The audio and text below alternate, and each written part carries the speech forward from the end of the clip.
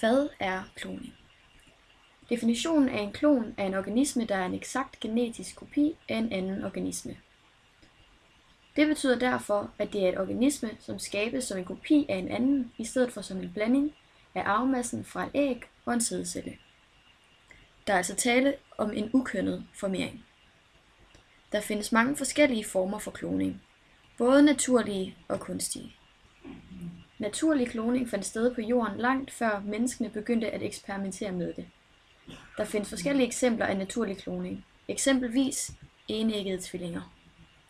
Enæggede tvillinger kan betragtes som hinandens kloner. De bliver nemlig dannet af samme befrugtede æg, som i de tidlige delestadier deler sig i to, og derefter bliver til to individer. Til forskel fra andre former for kloning, er der hos enæggede tvillinger ikke tale om en original og en kopi. Celledeling og deling af bakterier kan også betragtes som kloning. Kroppens celler deler sig ved mitosen og danner derved genetiske kloner af dem selv. Dette gælder dog ikke for kønscellerne og enkelte blodceller. Bakterier formerer sig udelukkende ved ukønnet formering. Der dannes en nøjagtig kopi af cellens ene kromosom, så cellen for et stykke tid har 2 kromosomer. Disse kromosomer søger mod hver sin ende af cellen og deler sig til sidst i 2 identiske bakterier.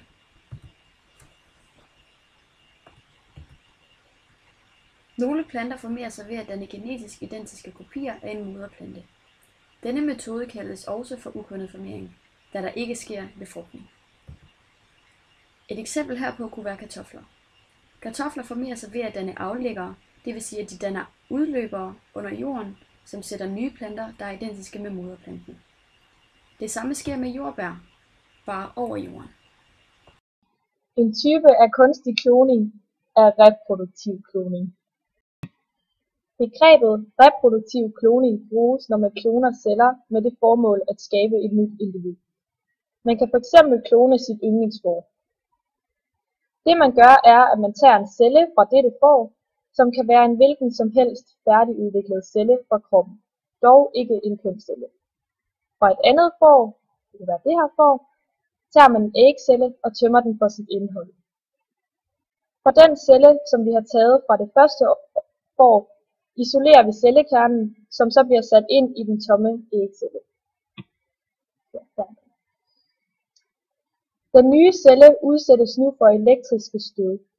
Derved glemmer den specialiserede kropscelle sit speciale og vender tilbage til start som en ægcelle. Cellen vil nu tro, at den er et befrugtet æg og begynde at formere sig. Ægget med den nye cellekerne og arvemateriale vil derefter vokse i en kultur i nogle dage. Herefter bliver fosteret indsat i livmoderen i en rugemor. Rugemoren gennemgår en almindelig graviditet og føder så et individ, som er en genetisk kopi af det første får. En anden form for kunstig kloning er terapeutisk kloning. Da kernetransplantation kan bruges til at nulstille specialiserede celler, kan den også bruges til en anden form for kloning, kaldet terapeutisk kloning.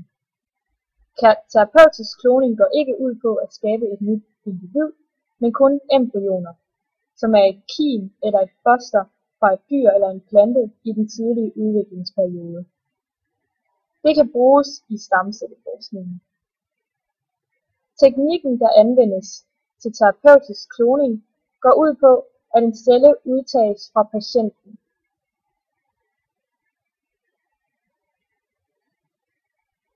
Og ved hjælp af kernetransplantation sammensættes kernen med et kerneløst æg fra en donor, hvorved der skabes et embryon bestående af celler, der er genetisk identiske med patientens.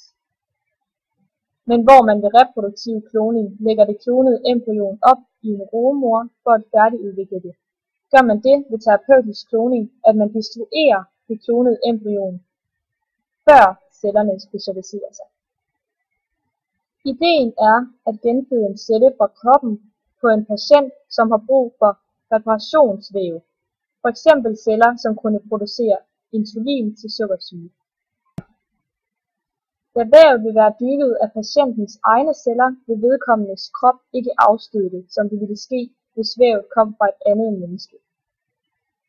Stamceller med patientens specifikke vævtype kan nu transplanteres. Begrebet terapeutisk kloning bruges altså, når man kloner celler med det formål at bruge klonerne til behandling. Tredje form for kunstig kloning er molekylær kloning.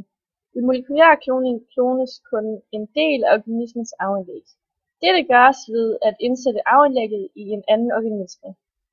Når den organisme formerer sig, kopierer den også det indsatte arveanlæg.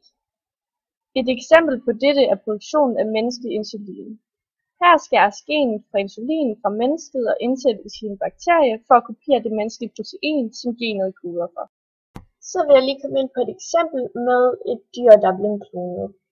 I 1996 blev et af de mest omtalte får klonet i håbet om at lave det perfekte avlfår. Men det blev først offentliggjort i 1997. Selve kloningen foregik ved, at man fjernede kromosomerne fra erstatningsmoderens æg med en mikroskopisk pipette og erstattede dem med donorfårets celler. Derved udvikledes der et normalt foster, som placeret i erstatningsmoderens livmoder. Cellerne fra Dolly blev altså taget fra et voksent fårs brystvæv. Dolly er altså en kopi af et 6 år gammelt får. Dette betyder også, at da Dolly fyldte 4 år, var cellerne altså 10 år. Dolly blev aflivet i 2003 efter stor debat. De mente, at Dolly æltes unaturligt, fordi Dolly genetisk var 6 år. Der var stor diskussion omkring, om kloning var etisk korrekt. Dolly åbnede altså muligheden for at klone mennesker også. Når man taler om etik, er der nogle spørgsmål, der går igen. Er det etisk korrekt at klone både mennesker og dyr? Er det lovligt at klone mennesker? Nej, vi må ikke klone mennesker. Kloning af mennesker er forbudt i alle lande.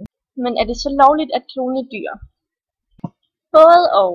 Når man taler om dyrekloner, er der tale om en kunstig frembringelse af kloning, og kloning af dyr har siden 2005 været lovligt, hvis klonet skal bruges i en videnskabelig og medicinsk sammenhæng. Man kan bruge klonede dyr til at teste medicin for at få ny viden.